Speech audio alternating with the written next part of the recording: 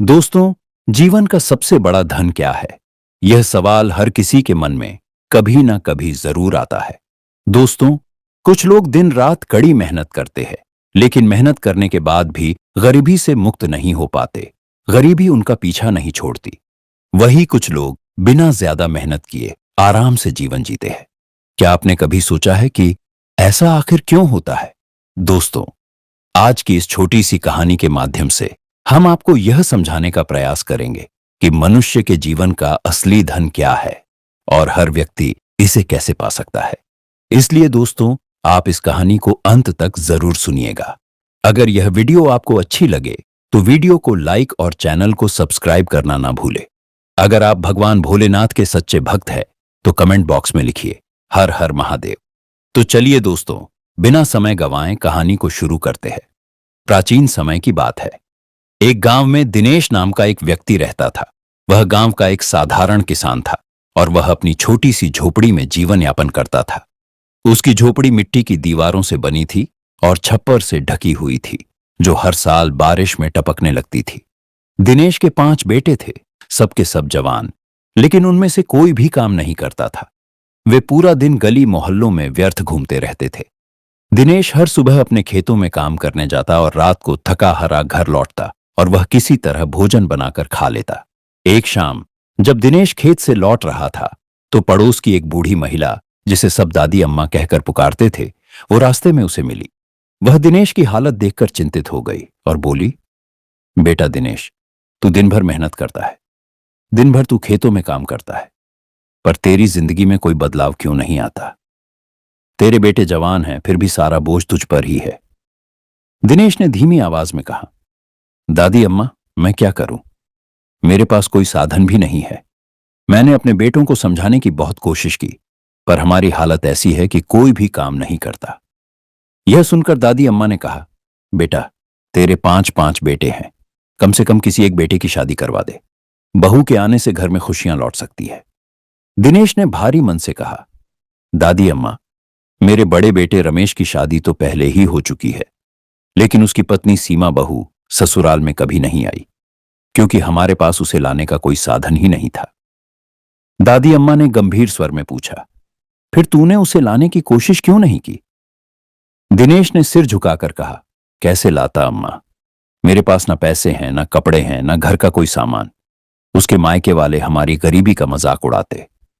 दादी अम्मा ने कुछ देर तक सोचा और फिर अपनी लाठी पकड़कर कहा, बेटा, चिंता मत कर, मैं तेरी मदद करूंगी। तू कल सुबह रमेश को मेरे पास भेज देना। मैं उसे कुछ अच्छे कपड़े और जरूरी सामान दूंगी। वह अपनी पत्नी सीमा को वापस लाकर इस घर को नया जीवन दे सकता है। दिनेश की आंखों में थोड़ी आशा की किरण जागी। वह बोला, दादी अम्मा, आप तो भगवान का रूप हो, लेकिन मेरी किस्मत को बदलना इतना आसान नहीं है। क्या मेरी बहू इस हालत में हमारे इस टूटी फूटी झोपड़ी में रह पाएगी? तब दादी अम्मा ने मुस्कुराते हुए कहा, बेटा, किस्मत मेहनत और समझदारी से बदलती है। तू बस तेरे बेटे रमेश को मेरे पास भेज दे, बाकी सब मैं संभाल लूंगी। बहू आएगी तो घर में खुशहाली जरूर लौटेगी। बस तुझे हार नहीं माननी है। दिनेश ने सिर हिलाया और दादी अम्मा को प्रणाम करके अपने घर लौट गया। फिर अगली सुबह दिनेश ने अपने बड़े बेटे रमेश को बुलाया और उसे सारी बात बताई। रमेश पहले तो संकोच में पड़ गया, लेकिन फिर अपनी पत्नी को लाने के लिए राजी हो गया। रमेश हमेशा अपने घर की तंगहाली और संघर्ष को देखता आया था, लेकिन आज कुछ अलग सा महसूस हो रहा था। उसने अपने पिता से सुना था कि दादी अम्मा उसे कुछ कपड़े और जरूरी सामान देंगी, लेकिन रमेश के मन में कई प्रश्न उठ रहे थे। उसने सोचा, क्या मेरी पत्नी इस भीषण गर्मी को सह पाएगी? क्या वह मुझसे नाराज तो नहीं होगी? फिर उसने एक गहरी सांस ली और खुद से कहा, अब मेरे पास कोई और रास्ता नहीं है। अगर मुझे अपने घर को संभालना है तो यह कदम मुझे उठाना ही पड़ेगा। वह जल्दी से तैयार हुआ और दादी अम्मा के घर की ओर चल पड़ा। जब रमेश दादी अम्मा के घर पहुंचा तो दादी अम्मा ने उसे बड़े स्नेह से देखा। उनके चेहरे पर संतोष और आत्मविश्वास झलक रहा था, जैसे उन्हें यकीन हो कि रमेश का परिवार एक दिन बेहतर होगा। उन्होंने बड़े प्यार से कुछ अच्छे कपड़े और जरूरी सामान रमेश को देते हुए कहा, बेटा, ये सामान लेकर जाओ और अपनी पत्नी को ससुराल से वापस ले आओ। अब समय आ गया है कि तुम्हारे घर में खुशियां लौटे। फिर रमेश ने कपड़े पहने और सामान उठाया और ससुराल की ओर निकल पड़ा। रास्ते में वह यही सोचता रहा, क्या सीमा मेरी परिस्थिति को समझेगी? क्या वो मेरी गरीबी को समझकर मेरा साथ देगी? जब रमेश अपने ससुराल पहुंचा तो सीमा उसे देखकर मुस्कुराई। ससुराल वालों ने रमेश का बहुत प्रेम से स्वागत किया। हालांकि सीमा ने यह देखकर थोड़ा अचरज किया कि उसके पति ने जो सामान लाया था उसमें काफी कम चीजें थी। उसने मन ही मन सोचा, कहीं मेरे घर वाले इसे देखकर कुछ ताना ना मारे। लेकिन उसके माता पिता ने उसे समझाया और कहा, बेटी, तुम अपने ससुराल जा रही हो, यह सबसे बड़ी खुशी की बात है। सामान कम है पर हमारे रिश्तों की डोर बहुत मजबूत है। 2 दिन ससुराल में बिताने के बाद रमेश अपनी पत्नी को लेकर अपने घर लौट आया। जैसे ही दोनों ने घर की दहलीज पार की, सीमा बहू के मन में तरह तरह के विचार आने लगे। जब उसने पहली बार अपने ससुराल को देखा, वह कुछ पल के लिए स्तब्ध रह गई। छोटा सा घर, तंग कमरे और सामान्य सी रसोई थी। और सबसे ज्यादा हैरानी की बात यह थी कि घर में सब कुछ अस्त व्यस्त था।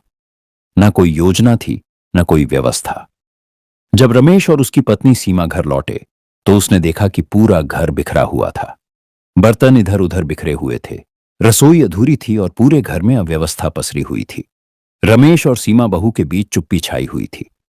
सीमा बहू ने सोचा, क्या यह घर मेरा है?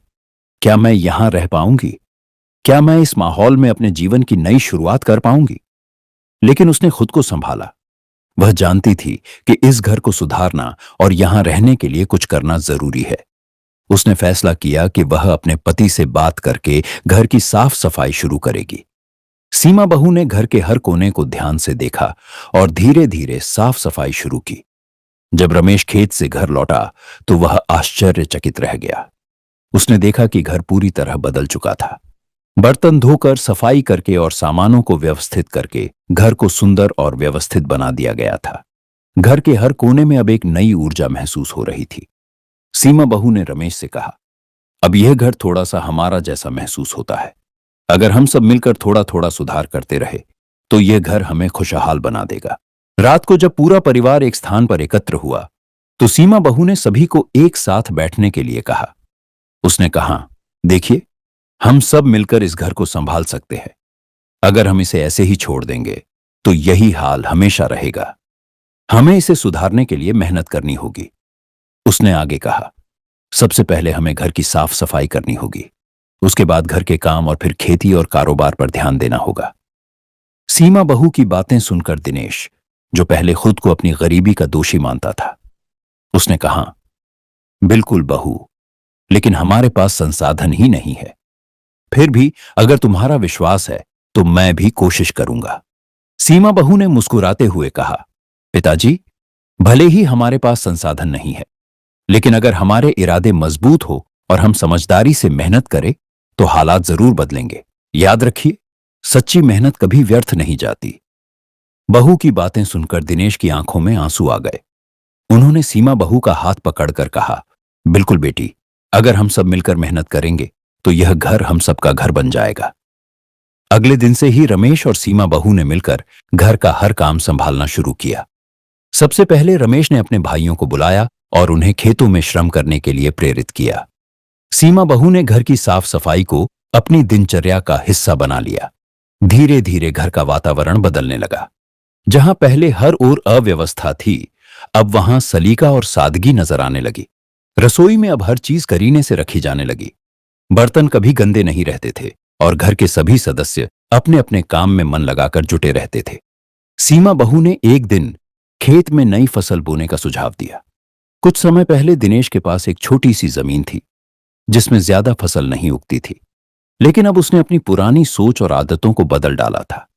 घर में एक नई ऊर्जा का संचार होने लगा था। कुछ महीनों में घर की स्थिति में अद्भुत बदलाव दिखने लगा। जहां पहले घर में गंदगी और उदासी का माहौल था, अब वहां सफाई और खुशहाली दिखने लगी थी। खेतों की हालत भी पहले से काफी बेहतर हो गई थी। खेतों में अब अधिक मात्रा में फसल उगने लगी थी। जहां पहले मुश्किल से 2 रोटियां बनती थी, अब पूरे परिवार के लिए भरपूर भोजन था। दिनेश ने महसूस किया कि जब मेहनत दिल से की जाए और सोच सकारात्मक हो तो किस्मत बदलने में ज्यादा वक्त नहीं लगता। सीमा बहू ने कहा, अगर हम सभी एकजुट रहे और लगातार मेहनत करें तो हम गरीबी को भी पीछे छोड़ सकते हैं। हमारी सबसे बड़ी ताकत हमारी एकता और हमारी मेहनत है। अब दिनेश भी घर की स्थिति को सुधारने के लिए हर दिन कड़ी मेहनत करने लगे। उनकी बहू सीमा ने एक दिन उनसे कहा, पिताजी, जब भी आप काम से घर लौटते हैं तो घर में कुछ ना कुछ जरूर लेकर आया कीजिए। इससे न सिर्फ घर का सामान बढ़ेगा बल्कि मन भी प्रसन्न रहेगा। दिनेश, जो पहले ही अपनी बहू के सुझावों से प्रभावित थे, मुस्कुराकर बोले, ठीक है बहू, अब से मैं हर दिन ऐसा ही करूंगा। अब दिनेश रोज जब खेत से या बाजार से घर लौटते तो लौटते वक्त घर के लिए कोई ना कोई सामान लाने लगे। कभी वो रोजमर्रा की जरूरत की कोई चीज ले आते तो कभी कोई छोटा सा तोहफा लेकर आते। धीरे धीरे घर में चीजें बढ़ने लगी और पूरे परिवार को सुकून महसूस होने लगा। लेकिन एक दिन ऐसा हुआ कि दिनेश बिना किसी सामान के घर लौटे। उनके खाली हाथ देखकर सीमा बहू ने उनसे पूछा, पिताजी, आज आप कुछ नहीं लाए? तब दिनेश थोड़ा परेशान होकर बोले, बहू, आज कुछ भी नहीं मिला, बस रास्ते में एक मरा हुआ बिच्छू दिखा, वहीं उठा लाया हूं। फिर उन्होंने उस मरे हुए बिच्छू को एक कोने में रख दिया और अंदर जाकर खाना खाने लगे। लेकिन सीमा बहू वहीं खड़ी सोचती रही, आखिर इस मरे बिच्छू का घर में क्या काम। इस बीच आसमान में एक विशाल गिद्ध मंडराता हुआ दिखाई दिया। उसकी तेज नजरें दूर दूर तक देख रही थी। अचानक उसकी नजर दिनेश के घर पर पड़ी। गिद्ध ने नीचे झांक कर देखा कि वहां एक मरा हुआ बिच्छू पड़ा हुआ था। उसने झपट्टा मारने का इरादा किया और उसने तुरंत नीचे की ओर उड़ान भरनी शुरू की। वह धीरे धीरे नीचे उतरने लगा। सीमा बहू ने जब यह देखा तो उसकी चिंता और बढ़ गई।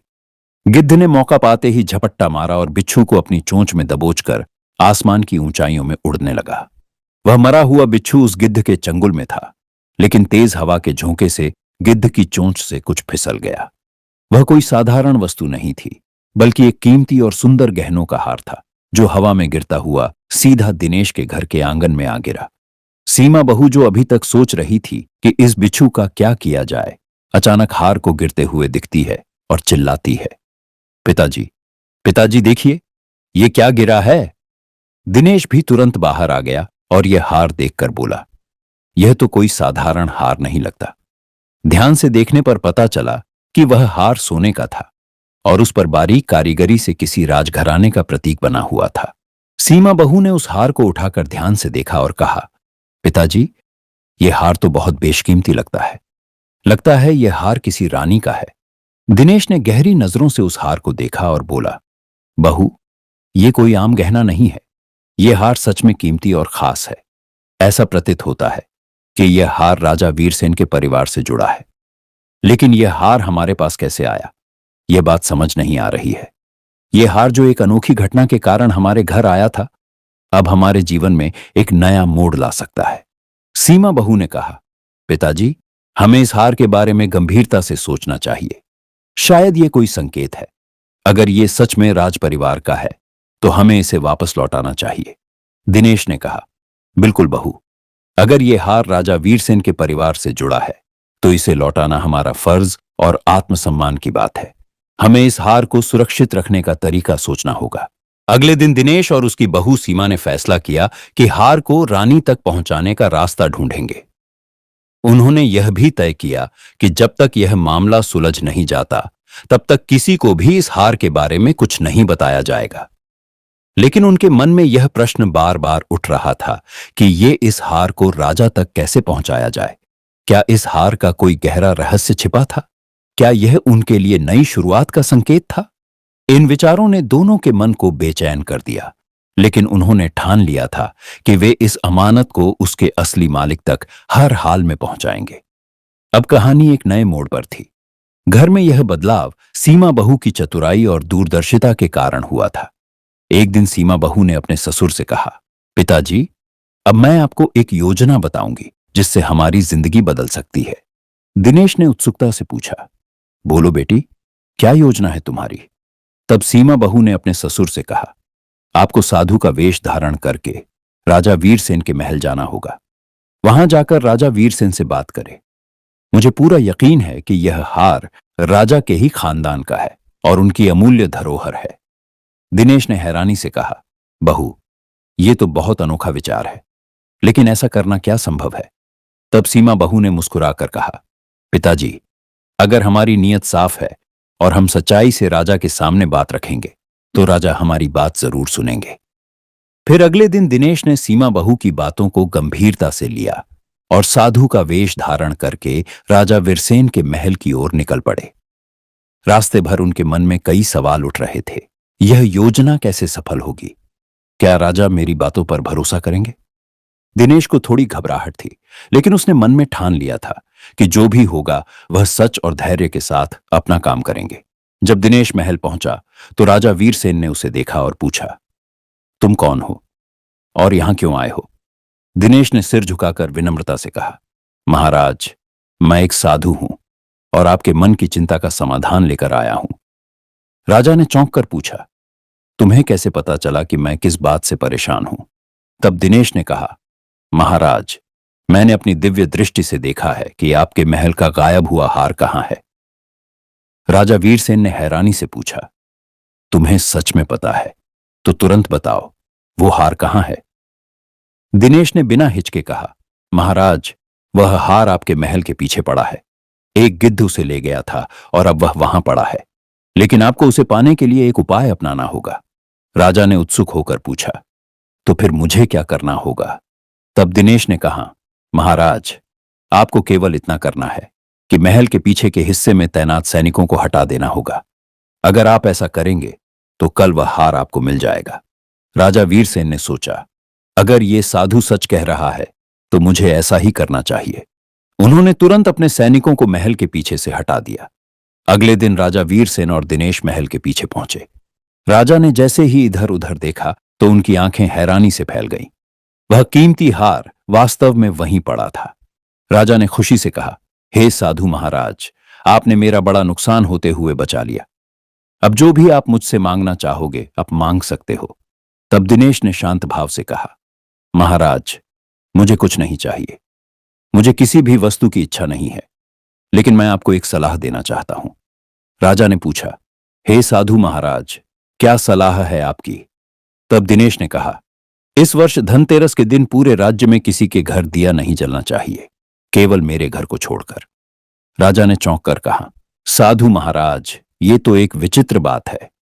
क्या आप मजाक कर रहे हैं? दिनेश ने गंभीर स्वर में कहा, महाराज, यह बहुत जरूरी है। यदि आप मेरा यह वचन पूरा करेंगे तो राज्य में कोई बड़ा संकट नहीं आएगा। राजा ने कुछ क्षणों तक विचार किया और फिर कहा, ठीक है साधु महाराज, अगर यही आवश्यक है तो मैं आपकी बात मानता हूं। इसके बाद राजा वीरसेन ने पूरे राज्य में घोषणा करवाई कि इस वर्ष धनतेरस के दिन किसी के घर दीपक नहीं जलाए जाएंगे सिवाय साधु महाराज के। जब धनतेरस की रात आई तो पूरा राज्य गहरे अंधकार में डूबा हुआ था। किसी भी घर में दीपक नहीं जल रहे थे। हर गली, हर महल, हर झोपड़ी में सन्नाटा और स्याही छाई हुई थी। उसी समय देवी लक्ष्मी अपने वाहन उल्लू के साथ धरती की ओर दृष्टि डाल रही थी। उन्होंने जब राज्य की ओर देखा तो अंधकार से भरा राज्य देखकर उन्होंने वापस लौटने का विचार किया। अचानक उनके वाहन उल्लू की नजर दिनेश के घर पर पड़ी, जहां एक दीपक जल रहा था। उल्लू ने लक्ष्मी मां से कहा, मां देखिए, वहां एक स्थान है जहां दीपक जल रहा है। मां लक्ष्मी ने जब देखा कि पूरे राज्य में केवल दिनेश के घर में दीपक जल रहा है तो वह वहीं ठहर गई। उन्होंने दिनेश के घर को अपना आशीर्वाद दिया और धन और सुख समृद्धि से भर दिया। उस रात दिनेश का घर, जो एक साधारण झोपड़ी थी, अब वह एक भव्य महल में बदल गई थी।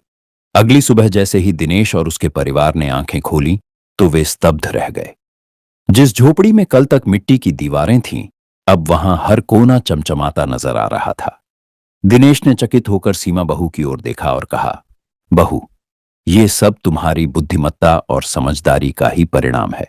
तुमने जो कदम उठाया उसने हमारे भाग्य की दिशा ही बदल दी। इसके बाद सीमा बहू ने अपने ससुर से कहा, पिताजी, अब समय आ गया है कि आप राजा वीरसेन के पास जाइए और उन्हें सच बताइए कि मैंने ये सब सोच समझकर किया था। दिनेश ने सहमति में सिर हिलाया और कहा, बहू, तुम सही कह रही हो। मुझे राजा के पास जाकर सब सच सच बताना चाहिए। वह तुरंत राजा वीरसेन के दरबार पहुंचे और पूरी घटना विस्तार से बताई। राजा ने दिनेश की बात ध्यान से सुनी और प्रसन्न होकर बोले, तुमने बहुत बड़ा काम किया है। तुमने राज्य को संकट से बचाया है। राजा ने दिनेश को बहुत सारा धन और आशीर्वाद दिया। अब दिनेश का परिवार पहले से कहीं अधिक समृद्ध हो गया। उनका जीवन सुख और समृद्धि से भर गया था। दोस्तों, तो चलिए अब जानते हैं वे 5 बातें जो हर व्यक्ति के जीवन से दरिद्रता को दूर कर सकती है। नंबर 1, धैर्य और साहस। जो व्यक्ति जीवन की चुनौतियों का सामना हिम्मत और संयम के साथ करता है, वह कभी असफल नहीं होता। धन तो केवल एक साधन है, लेकिन उसे सही दिशा में कमाने और खर्च करने की कला ही सबसे बड़ा धन है। जो व्यक्ति धैर्य से काम करता है, वह जीवन में हर कठिन परिस्थितियों का सामना करने में सक्षम होता है। नंबर 2, बुद्धि और विवेक। जो कार्य बिना सोचे समझे किया जाता है, वह अक्सर नुकसान पहुंचाता है, परंतु जो व्यक्ति सोच समझकर और विवेक से कार्य करता है, उसे सफलता जरूर मिलती है। नंबर 3, प्रयास और समर्पण। जो व्यक्ति समय के साथ परिश्रम करना नहीं छोड़ता, वही जीवन की दौड़ में आगे बढ़ता है। सच्चा समर्पण ही सफलता की चाबी है। नंबर 4, आत्मनिर्भरता। जो लोग हर बात के लिए दूसरों पर निर्भर रहते हैं, वे कभी पूरी तरह सफल नहीं हो पाते, परंतु जो व्यक्ति अपने कर्म और क्षमता पर विश्वास करता है, वही सच्ची समृद्धि की ओर अग्रसर होता है। 5वां और सबसे महत्वपूर्ण, नारी का सम्मान। घर और समाज की वास्तविक समृद्धि नारी से ही आती है। जहां स्त्री का आदर और सम्मान होता है, वहां स्वयं मां लक्ष्मी वास करती है, और जहां स्त्रियों का अपमान होता है, वहां मां लक्ष्मी कभी निवास नहीं करती। दोस्तों, अंत में यही कहना चाहूंगा कि जीवन का सबसे बड़ा धन सिर्फ पैसे या संपत्ति नहीं है, बल्कि अच्छे कर्म, सच्ची सोच और आत्मनिर्भरता है। अगर हम इन गुणों को अपने जीवन में उतार लें, तो हम अपने जीवन को समृद्ध बना सकते हैं। हमारे जीवन में कभी भी दरिद्रता और गरीबी नहीं आएगी। तो दोस्तों, इस कहानी से आपने क्या सीखा? हमें कमेंट बॉक्स में अवश्य बताएं।